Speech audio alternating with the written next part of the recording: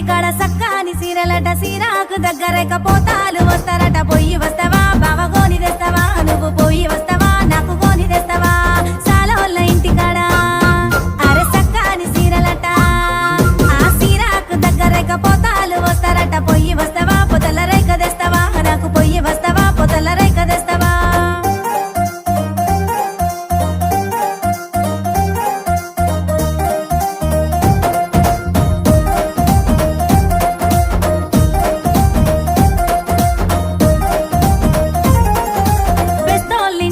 వట్టి సపలట వట్టి సపలకు